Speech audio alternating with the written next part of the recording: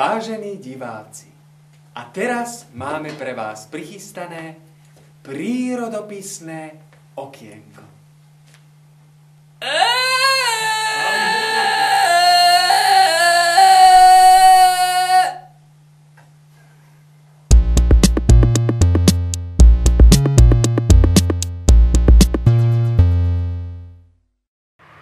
Vážení televízni diváci, do našej redakcie televízneho programu Sféry dôverné nám zavolal vedecký pracovník, predstaviteľ občianskeho združenia Ekologický ekumenizmus, docent Peťo Prstý. Dobrý deň. Dobrý deň.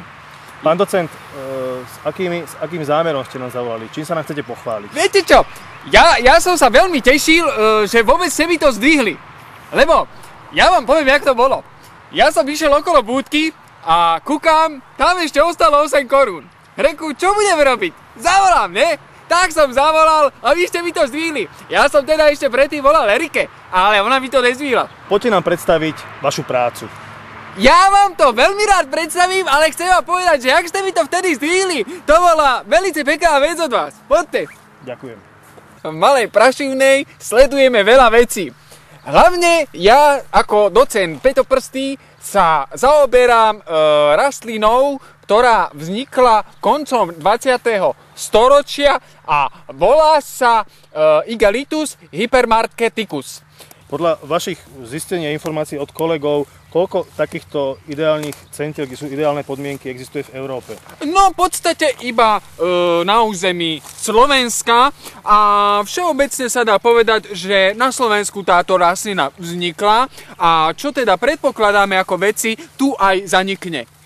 Pán docent, stojíme pri jedinci, ktorý predpokladám je nejaký ukážkový, veľmi dobre vyvinutý. Keby ste nám popísali tú štruktúru, z čoho sa skladá tá rastlina, tie jednotlivé časti. Áno. Je toto tzv. Dvojtýždenák, tzv. Dvojtýždenný Igalitus hypermarketicus. Ako si všimnete, tu na začiatku niekde je stonka, ktorá však je neviditeľná. Táto stonka je tzv. Bylinná stonka, ktorá sa skladá z malých častíc. Aha, vidíte to tam? Tieto častice sa volajú katióny. Z týchto katiónov sú malé anióny a tam prichádza k tzv. Hyperbolizácii. V podstate môj výskum je zaujímavý, čo sa týka európskeho kontextu, aj tým, že finančné podpory vôbec ja neberiem. Nechajte si svoje finančné podpory, však na to sú mne finančné podpory. Viete, pokým máte rácio a tuto, tak môžete aj bez peňazí. Ja vám poviem úprimne, ja musím chodiť kradnúť. Najčastejšie chodím kradnúť k mojej manželke Erike.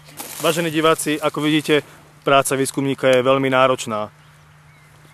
Preto vás chcem poprosiť, ak môžete, venujte finančné prostriedky slovenskej vede, pretože ako vidíte, nedostatok má veľmi zhubný vplyv na výskumníkov. A povedzme si, sú to predsa len ľudia.